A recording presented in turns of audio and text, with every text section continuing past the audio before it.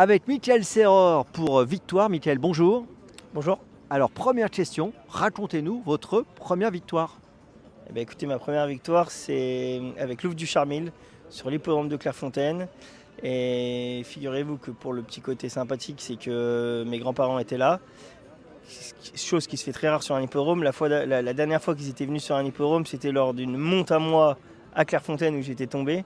Et ils avaient dit plus jamais je remettrai les pieds sur un champ de course. La fois d'après qu'ils sont venus, c'était le jour de Louvre du Charmil et on a gagné. Alors là, c'est donc une première victoire en tant qu'entraîneur. Hein, Exactement. parce qu'on rappelle que vous avez été jockey quand même. Oui, si on peut dire ça comme ça. Vous avez combien de succès en tant que jockey? Un seul. D'accord. Et c'est pas celui de vous retenez, c'est plutôt celui en tant qu'entraîneur alors.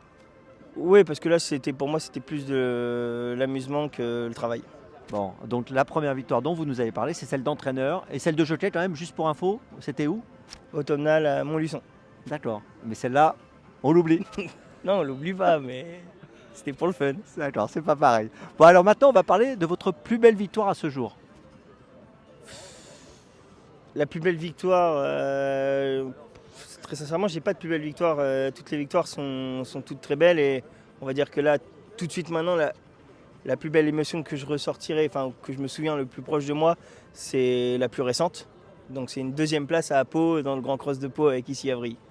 D'accord. Donc finalement, c'est chaque jour, les choses évoluent et vous retenez ce qui vient de se passer. Oui, exactement. Après, je veux dire, voilà, quand on veut gagner un petit handicap avec un cheval où c'est lui sa plus belle victoire, bah, c'est notre plus belle victoire. Donc c'est pour ça que je fais pas de. Voilà, Il n'y a pas d'hiérarchie pour vous. Non, je n'ai pas de hiérarchie là-dessus. Pour moi, les victoires, c'est les victoires de l'émotion. Très bien. Bon, alors maintenant, je vais vous demander la victoire dont vous rêvez. Et cela, on part quand même dans une hiérarchie. Oui, bah là, après, voilà, c'est les groupes 1, c'est pas une en particulier. Alors après, Ce serait plus en plat ou en obstacle? en plat. Laquelle? Ouais, tous les groupes 1, enfin je dirais tous les groupes 1 de plat, tous les groupes 1 d'obstacles. J'ai vraiment pas une course qui se détache plus qu'une autre. Mais en tout cas, je suis plutôt pour les courses des jeunes chevaux que pour les 4 ans et plus. C'est-à-dire qu'en obstacle, on va dire plus un Cambacérès et en plat, plus un Giant Jockey Club. Voilà, parce que c'est en même temps la plus belle, mais en même temps, le rêve continue et l'espoir est encore là. On peut encore aller plus loin. Bon, bah, en tout cas, on vous le souhaite, bien sûr. Et puis, on va parler aussi des chevaux. Ces chevaux que vous connaissez bien, que vous avez monté parfois, que vous avez entraîné et que vous avez vu aussi en course en tant que spectateur. Quel cheval vous a le plus marqué à ce jour? Alors, je vais en sortir deux, parce que je suis pas commun, mais je vais dire Al Capone, parce qu'il était petit, on va dire qu'il payait pas de mine, et tout ce qu'il a fait, c'était extraordinaire. Et quand j'étais jeune, c'est le cheval qui m'a fait rentrer dans les courses. Et C'est vraiment lui qui vous a ouais, donné envie de vous intéresser à ça? ouais, complètement. Ouais, Al Capone, et après, je dirais Code Jet, parce qu'il était tellement beau. Très beau cheval bébrun. Ouais, c'était une sculpture.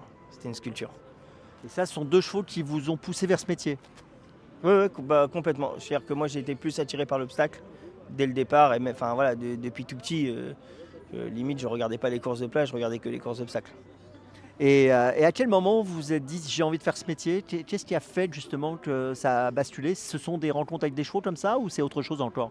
En tant que fils de propriétaire, j'allais aux courses de bonheur avec mon père et à l'entraînement. Et franchement, l'entraînement le matin à la Morlaix, dès la première fois que je l'ai fait, j'ai dit ouais, c'est ça que je veux faire moi. Moi, je vais être ici tous les jours. Vous aviez quel âge? J'avais 12 ans, 13 ans. Ouais, c'est venu très jeune quand même. Ouais. J'avais 12 ans. Ouais. Et après, vous avez suivi la ligne. Focus. Merci Mickaël, merci beaucoup.